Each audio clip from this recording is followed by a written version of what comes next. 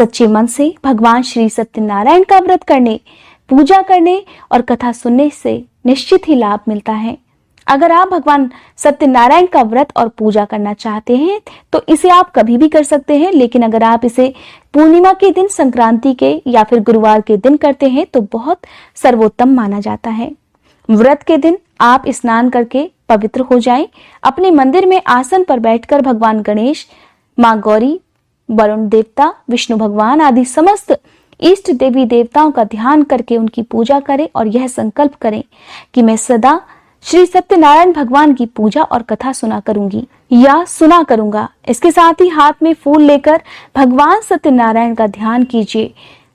फूल, धूप, दीप, नैवेद्य, यज्ञोपवीत अर्पित कर भगवान सत्यनारायण से प्रार्थना कीजिए कि हे भगवान, मैंने जल, पुष्प आदि समस्त सामग्री पूरी श्रद्धा और विश्वास के साथ आपके चरणों में अर्पित कर दी है। अब आप इसे कृपा कर स्वीकार कीजिए। आपको मेरा बारंबार प्रणाम है। इसके बाद आप भगवान सत्यनारायण की इस कथा को पढ़ सकते हैं या सुन सकते हैं। पवित्र तीर्थ स्थल नैमिषारण्य में एक बार एकत्रित हुए आर्यावर्त के 88,000 महर्षियों ने मुनि श्रेष्ठ श्री सूत जी से कहा, हे मुनिवर, कलयुग में मनुष्य वेद, विधान और धर्म विरुद्ध आचरण करते हुए पापों की गठरी के बोझ तले दबता जा रहा है। इसलिए हे मुनिवर, मनुष्य के कल्याण के लिए कृपा कर कोई ऐसा उपाय बताइए जिससे मनुष्य को पुण्य लाभ हो और उसके जीवन की मंगल कामनाएं पूरी हो सकें। तब श्री सूत जी महाराज कहने लगे, हे ऋषियों, आपने विश्व कल्याण के लिए बहुत ही अच्छा प्रश्न किया है। अब मैं उस मंगलकारी व्रत का वर्णन करूंगा जिसके संबंध में एक बार नारद जी ने भी भगवान लक्ष्मी नारायण से पूछा था और उन्होंने नारद जी से जो कथा कही थी उसे अब आप सब भी चिंता मुक्त होकर सुनिए। नारद जी मानव के कल्याण की इच्छा से विभिन्न लोकों का भ्रमण करते हुए पृथ्वीलोक में जा पहुंचे। पृथ्वीलोक में अपने अपने कर्मों के अनुसार लोगों को दुखों से पीड़ित देखकर नारद जी बड़े परेशान हुए और मन में विचार करने लगे कि इन प्राणियों के दुख का निवारण कैसे होगा। जब वह कोई उपाय ना सोच सके तब तीनों लोकों के स्वामी भगवान श्री हरि विष्णु के सामने उपस्थित हो गए। वहां नारद जी ने श्वेत पूर्ण और 4 भुजाओं वाले शंख, चक्र, गदा और पद्म से सुसज्जित देवों के देव भगवान विष्णु की स्तुति करते हुए कहा, हे भगवान नारायण, आप सर्वशक्तिमान और सृष्टि के पालन करता है। मनुष्य का मन और वाणी भी आपके गुणों का वर्णन नहीं कर पाती। आप सर्वश्रेष्ठ और सर्वोपरि हैं। आपका कोई आदि, मध्य और अंत नहीं है। मैं आपको नमस्कार करता हूं। इस प्रकार नारद जी द्वारा स्तुति किए जाने पर भगवान विष्णु मुस्कुराए और कहने लगे, हे मुनिवर, कृपा करके निसंकोच होकर अपने आने का कारण बताइए। तब नारद जी कहने लगे, पृथ्वीलोक पर जन्म लेने वाले मनुष्य अपने अपने कर्मों के अनुसार विभिन्न योनियों में रहते हुए अनेक दुखों से पीड़ित हो रहे हैं। हे त्रिलोकीनाथ, मुझ पर कृपा करके कोई ऐसा उपाय बताइए जिससे उनका दुख नष्ट हो सके और वे सुख संपत्ति का भोग करते हुए अंत समय में मोक्ष को प्राप्त कर सके। तब सृष्टि के पालनहार भगवान श्री हरि कहने लगे, हे नारद मुनि, अब मैं ऐसे व्रत का वर्णन करने जा रहा हूं जिसे करने से विश्व के सभी स्त्री पुरुषों को पापों से मुक्ति मिल पाएगी। निर्धनता नष्ट होने से मनुष्य सुख संपत्ति के समुद्र में तैरता हुआ आनंद पूर्वक जीवन यापन करेगा। श्री सत्यनारायण भगवान का व्रत करने से और कथा सुनने से उनकी सभी इच्छाएं पूरी होंगी। कलयुग में मोक्ष प्राप्ति का एकमात्र यही उपाय है। नारद जी ने जब व्रत के लिए विधि विधान की जानकारी चाही तो भगवान श्री हरि कहने लगे, मनसा वाचा कर्मणा शुद्ध होकर मनुष्य भक्ति एवं श्रद्धा भाव से किसी भी दिन यह व्रत कर सकता है। नैवेद्य आदि भक्ति भाव से अर्पित कर ब्राह्मणों को भोजन कराकर दक्षिणा देनी चाहिए। इस प्रकार सत्यनारायण भगवान की आराधना करने से व्यक्ति के सभी कष्टों से मुक्ति मिल जाती है। धन संपन्न और सुखी होकर आनंद पूर्वक वह जीवन व्यतीत करता है। श्री सूत जी महाराज आगे कहने लगे, हे ऋषियों मुनियों, अब मैं आपको उस निर्धन ब्राह्मण की कथा सुनाने जा रहा हूँ जिसने श्री सत्यनारायण भगवान का सबसे पहले व्रत किया। श्री सत्यनारायण भगवान का व्रत करने से उस ब्राह्मण की निर्धनता दूर होने के साथ साथ उसके सभी कष्ट भी दूर हो गए। प्राचीन काल में वह निर्धन ब्राह्मण देवों की प्रिय नगरी काशी में रहा करता था। भिक्षा मांगकर वह किसी तरह अपना जीवन यापन कर रहा था। ब्राह्मण की दुर्दशा देखकर ब्राह्मणों से प्रेम करने वाले श्री सत्यनारायण भगवान ने एक दिन बूढ़े व्यक्ति के रूप में उसके पास जाकर बड़े आदर सम्मान से उससे पूछा, हे ब्राह्मण देवता, तुम इस तरह घर घर भिक्षा मांगकर अनेक कष्टों को सहन करते हुए ये कैसे जीवन यापन कर रहे हो? दरिद्र ब्राह्मण कहने लगा, हे मित्र, मुझे आय का कोई भी साधन प्राप्त नहीं है, इसी वजह से मैं भिक्षा मांगकर जीवन यापन करता हूँ। अगर आप मेरी निर्धनता दूर करने का कोई उपाय जानते हो तो मुझे अवश्य बताइए। निर्धन ब्राह्मण की बात सुनकर बूढ़े व्यक्ति ने कहा, हे मित्र, श्री सत्यनारायण भगवान की पूजा आराधना करने से तुम्हारी सभी मनोकामनाएं पूरी हो जाएंगी और तुम्हारे घर में धन संपत्ति की वर्षा होने लगेगी। ब्राह्मण को व्रत करने की विधि बताकर सत्यनारायण भगवान वहां से आगे की ओर चल दिए और कुछ दूर जाकर अंतर्ध्यान हो गए। निर्धन ब्राह्मण ने बूढ़े व्यक्ति द्वारा बताए गए व्रत को करने का निश्चय कर लिया। उस रात उसे नींद नहीं आई। वह व्रत करने के बारे में ही सोचता रहा और रात भर श्री सत्यनारायण भगवान का ध्यान करता रहा। प्रातः काल उठकर सत्यनारायण भगवान का व्रत करने का निश्चय करता हुआ निर्धन ब्राह्मण भिक्षा मांगने के लिए निकल पड़ा। उस दिन ब्राह्मण को भिक्षा में बहुत सारा धन मिल गया और घर लौटकर उसने आसपास के लोगों के साथ श्री सत्यनारायण भगवान की पूजा कर उन्हें व्रत कथा सुनाने के बाद सभी को प्रसाद देकर स्वयं भी प्रसाद ग्रहण किया और इस प्रकार कुछ ही दिनों में ब्राह्मण की निर्धनता दूर हो गई। उसके घर में धन धान्य की वर्षा होने लगी। अब तो ब्राह्मण ने हर महीने श्री सत्यनारायण का व्रत करने का निश्चय कर लिया। हे श्रेष्ठ मुनियों, अब मैं आपको उन लोगों की भी कथा सुनाता हूँ जिन्होंने उस ब्राह्मण से श्री सत्यनारायण भगवान की व्रत कथा सुनकर यह व्रत किया और उनके सभी कष्ट दूर हुए। धन संपत्ति से संपन्न उस ब्राह्मण ने हर माह नियमित रूप से व्रत करते हुए जब अगले महीने श्री सत्यनारायण भगवान का व्रत किया तो उस व्रत में बहुत से बंधु बांधव और मित्र सम्मिलित हुए। उसी समय जंगल से लकड़ियां काटकर लाने वाला एक बूढ़ा लकड़हारा वहां से गुजरा।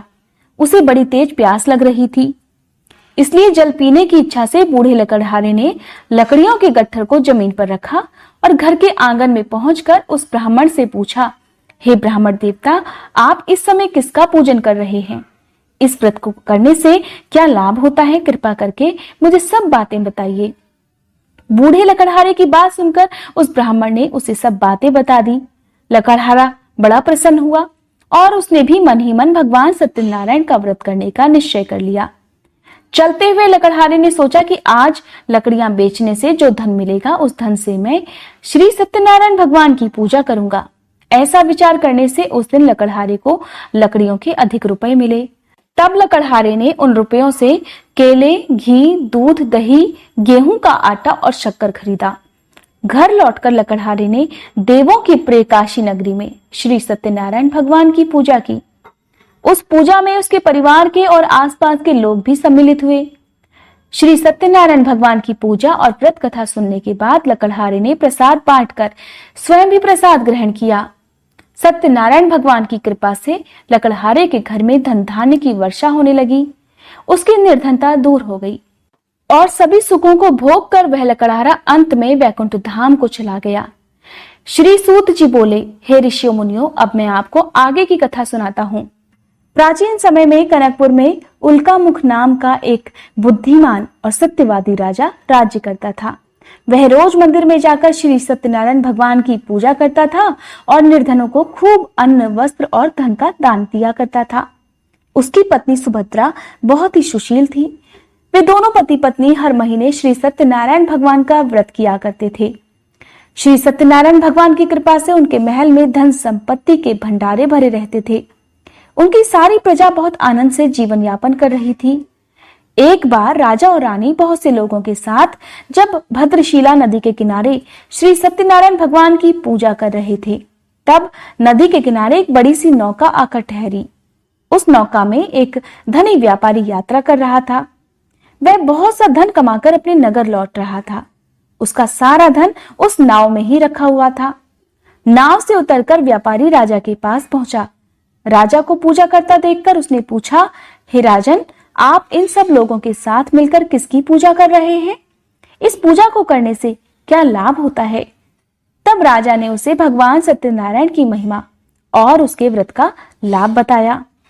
व्यापारी द्वारा इस व्रत को करने की विधि पूछे जाने पर उसे व्रत और पूजा करने की विधि भी बताई। राजा ने व्रत कथा सुनने के बाद व्यापारी को प्रसाद भी दिया। श्री सत्यनारायण भगवान का ध्यान करते हुए व्यापारी ने प्रसाद ग्रहण किया और वापस लौटकर अपनी पत्नी लीलावती से कहा, हमारी कोई संतान नहीं है। कनकपुर के राजा उल्कामुख ने मुझे बताया है कि श्री सत्यनारायण भगवान का व्रत करने और उनकी कथा सुनने से सभी मनोकामनाएं पूरी हो जाती हैं। अगर सत्यनारायण भगवान की कृपा से हमारी कोई संतान हुई तो मैं श्री सत्यनारायण भगवान का व्रत अवश्य रखूंगा। व्यापारी के ऐसा निश्चय करने के कुछ समय बाद ही उसकी पत्नी लीलावती गर्भवती हो गई। 9वें महीने में उसने एक सुंदर कन्या को जन्म दिया। व्यापारी ने पुत्री के जन्म पर बहुत खुशियां मनाई, लेकिन सत्यनारायण भगवान का व्रत नहीं किया। जब उसकी पत्नी लीलावती ने अपने पति से श्री सत्यनारायण भगवान का व्रत करने के लिए कहा तो वह बोला, अभी जल्दी क्या है, मैं इधर व्यापार में बहुत व्यस्त हूं। जब हमारी बेटी बड़ी हो जाएगी और इसका विवाह करूंगा तब मैं अवश्य ही भगवान सत्यनारायण का व्रत करूंगा। पति के वचन सुनकर लीलावती चुप हो गई। इधर व्यापारी की कन्या कलावती शुक्ल पक्ष के चंद्रमा की तरह तेजी से बड़ी होने लगी। इस प्रकार 16 वर्ष बीत गए। एक दिन व्यापार में बहुत सा धन कमाकर घर लौटे व्यापारी ने जब अपनी बेटी को सहेलियों के साथ घूमते देखा तो उसे उसके विवाह की चिंता होने लगी।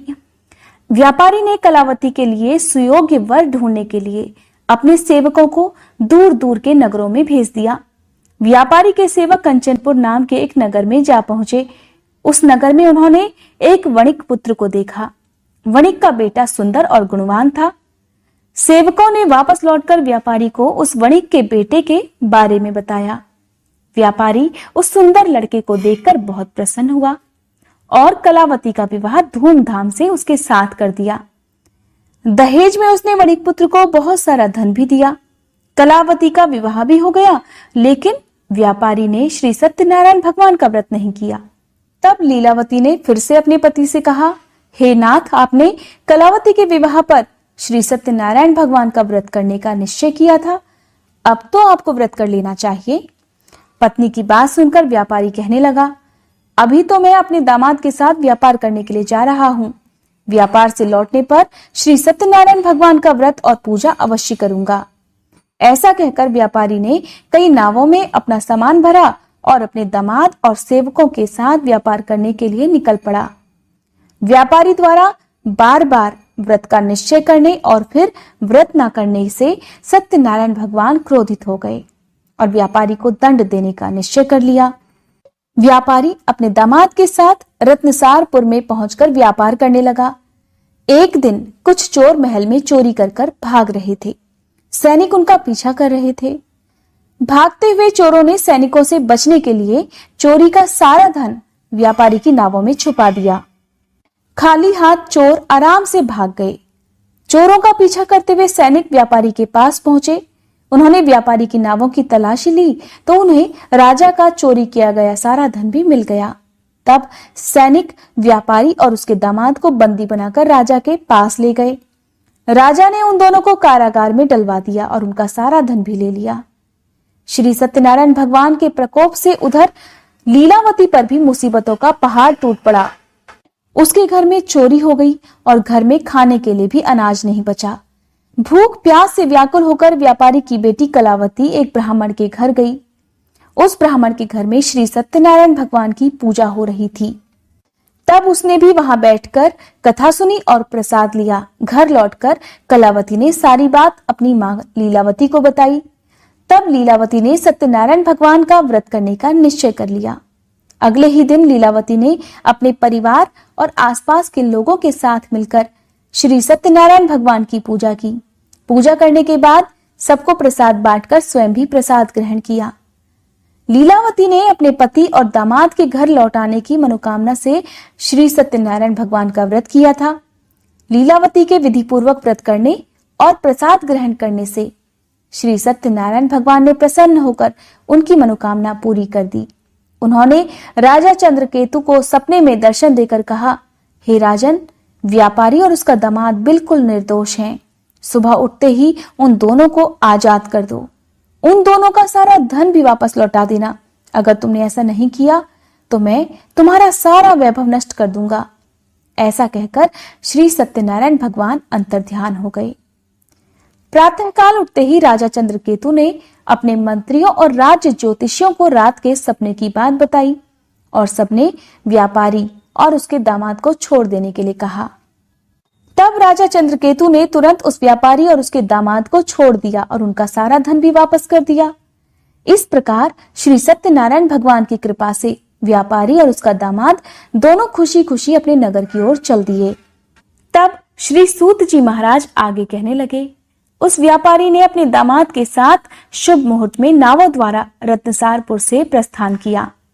लंबी यात्रा करने के बाद व्यापारी ने एक नगर के किनारे नावों को रोककर भोजन किया और फिर दोनों विश्राम करने लगे। तभी श्री सत्यनारायण भगवान व्यापारी की परीक्षा लेने के इरादे से साधु के रूप में उसके पास पहुंचे और पूछा, हे वणिक, तेरी नावों में क्या सामान रखा हुआ है? व्यापारी ने मन ही मन सोचा कि यह साधु अवश्य ही कुछ मांगने की इच्छा से सामान के बारे में पूछ रहा है।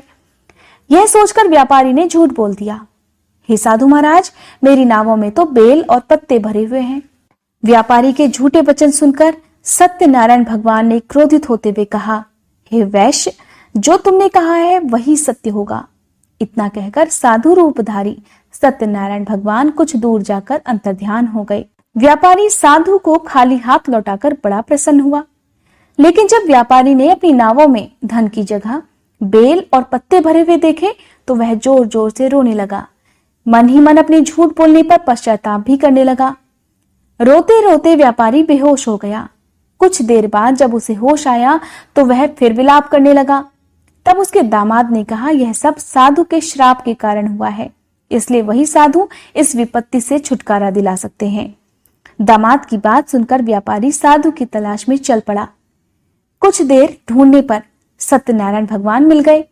व्यापारी ने साधु रूपधारी सत्यनारायण भगवान के चरणों में गिरकर झूठ बोलने के लिए क्षमा मांगी। तब सत्यनारायण भगवान बोले, हे वणिक पुत्र, तूने बार बार सत्यनारायण भगवान अर्थात मेरी पूजा करने के लिए कहा, किंतु कभी पूजा नहीं की। तब व्यापारी ने हाथ जोड़कर कहा, हे भगवान, आप तो दीन दुखियों के कष्ट दूर करने वाले हैं, सभी की मनोकामनाएं पूरी करते हैं। मेरी इस गलती को क्षमा कर दीजिए। मैं सदा आपका व्रत और पूजा किया करूंगा, आप मुझ पर कृपा कीजिए। व्यापारी की क्षमा याचना सुनकर साधु महाराज ने उसे क्षमा कर दिया। उसी समय व्यापारी की नावों में भरे हुए बेल पत्ते धन धान्य में परिवर्तित हो गए। व्यापारी ने अपने सेवकों के साथ अगले दिन श्री सत्यनारायण का व्रत करके उनकी पूजा की, सबको प्रसाद बांटकर स्वयं भी प्रसाद ग्रहण किया। उसके बाद व्यापारी ने अपने नगर की ओर प्रस्थान किया। अपने नगर में पहुंचकर व्यापारी ने एक सेवक को अपने घर भेजा। सेवक ने उसके घर पहुंचकर उसकी पत्नी लीलावती को उनके आने की सूचना दी। उस समय लीलावती और कलावती दोनों श्री सत्यनारायण भगवान की पूजा कर रही थी। पति और दामाद के लौट आने का समाचार सुनकर लीलावती ने पूजा करके प्रसाद ग्रहण किया और कलावती से कहा कि बेटा, मैं नदी के किनारे जा रही हूँ, तू घर का काम पूरा करके आ जाना। यह कहकर लीलावती नदी की ओर चल पड़ी, परंतु कलावती पति से मिलने की खुशी में प्रसाद ग्रहण किए बिना ही घर से निकलकर नदी किनारे जा पहुंची। उसके प्रसाद ग्रहण न करने के कारण सत्यनारायण भगवान क्रोधित हो उठे। उन्होंने व्यापारी की नावों को नदी में डुबा दिया। अपने पति को वहां पर ना देखकर कलावती जोर जोर से रोने लगी। तब व्यापारी ने कहा, यह पुत्री, अवश्य ही तुझसे कोई भूल हुई है। उसी भूल के कारण श्री सत्यनारायण भगवान ने तुझे यह दंड दिया है। तब व्यापारी ने सत्यनारायण भगवान से प्रार्थना की, हे भगवान, मेरे परिवार के किसी स्त्री पुरुष से अगर कोई भूल हुई हो तो उसे अवश्य क्षमा कर देना। तभी आकाशवाणी हुई, हे वणिक पुत्र, तेरी कन्या मेरा प्रसाद ग्रहण किए बिना ही चली आई। अगर अब घर पहुंचकर तेरी कन्या प्रसाद ग्रहण करके वापस आ जाए तो उसे पति के दर्शन हो पाएंगे और डूबी हुई नावें भी ऊपर आ जाएंगी। तब कलावती ने ठीक वैसा ही किया। उसके प्रसाद ग्रहण करने और वापस लौटने पर नावें जल के ऊपर आ गईं और दामाद भी सुरक्षित नदी से बाहर निकल आया। घर लौटकर व्यापारी ने अपने परिवार और बंधु बांधवों के साथ मिलकर विधि विधान से श्री सत्यनारायण भगवान की पूजा की। उनकी सभी मनोकामनाएं पूरी हुई और वह आनंद पूर्वक जीवन यापन करते हुए अंत में विष्णु लोक को चले गए। श्री सूत जी कहने लगे, हे ऋषियों मुनियों, मैं और भी एक कथा सुनाता हूँ। कौशलपुर में एक राजा था, तुंगध्वज। उसकी प्रजा उसकी छत्र छाया में बड़े आनंद से रहती थी। राजा तुंगध्वज अपनी प्रजा के सुख दुख का बहुत ही ध्यान रखता था, लेकिन एक बार उसने भी सत्यनारायण भगवान का प्रसाद ग्रहण नहीं किया। तब सभी को चिंताओं से मुक्त करके धन संपत्ति से भंडार भरकर प्राणियों को जीवन के सभी सुख देने वाले श्री सत्यनारायण भगवान ने राजा को प्रसाद ग्रहण न करने का एक दंड दिया। एक दिन राजा तुंगध्वज जंगल में हिंसक पशुओं का शिकार करने निकला हुआ था। तेजी से घोड़ा दौड़ाकर शिकार का पीछा करते हुए वह अपने सैनिकों से अलग हो गया और देर तक हिंसक जानवरों का शिकार करता रहा। इसलिए कुछ देर आराम करने की इच्छा से वह एक बड़े वृक्ष के नीचे जाकर बैठ गया।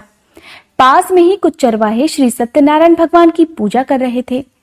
राजा ने उनके पास से गुजरते हुए श्री सत्यनारायण भगवान को नमस्कार नहीं किया। चरवाहों ने राजा को पूजा के बाद प्रसाद दिया तो राजा ने उन्हें छोटे लोग समझकर प्रसाद भी ग्रहण नहीं किया और घोड़े पर सवार होकर अपने नगर की ओर चल दिया।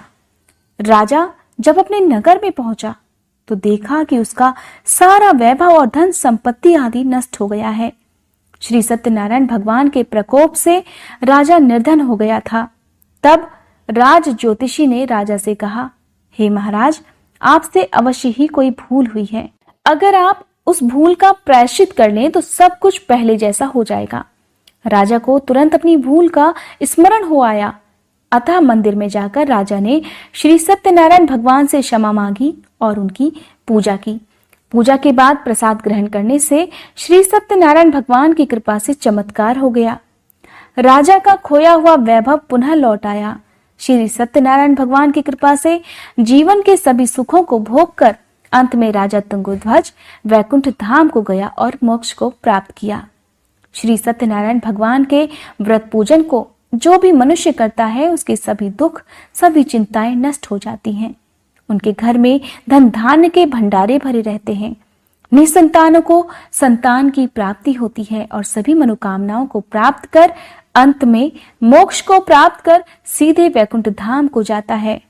श्री सूत जी महाराज आगे कहने लगे, हे श्रेष्ठ मुनियों, श्री सत्यनारायण भगवान के व्रत को पूर्व जन्म में जिन लोगों ने किया है उन्हें दूसरे जन्म में सभी तरह से सुख प्राप्त हुए। वृद्ध शतानंद ब्राह्मण ने पूर्व जन्म में सत्यनारायण भगवान का विधि पूर्वक व्रत किया तो दूसरे जन्म में सुदामा के रूप में भगवान की पूजा करते हुए अंत में मोक्ष को प्राप्त हुए। उल्कामुख नाम के राजा ने अगले जन्म में राजा दशरथ के रूप में मोक्ष को प्राप्त किया। उन्होंने बताया कि व्यापारी ने अगले जन्म में अपने पुत्र को आरे से चीरकर भगवान की कृपा से वैकुंठ धाम को प्राप्त किया। राजा तुंगध्वज अगले जन्म में मनु के रूप में जन्म लेकर भगवान की पूजा पाठ करते हुए वैकुंठ धाम को गए। हे ऋषियों मुनियों, श्री सत्यनारायण भगवान का व्रत और पूजन मनुष्य को सभी चिंताओं से मुक्त करता है, धन संपत्ति के भंडार भरकर अंत में जन्म जन्मांतर के चक्रव्यूह से मुक्ति दिलाकर मोक्ष प्रदान करता है। यह थी सत्यनारायण भगवान की कथा। बोलो सत्यनारायण भगवान की जय।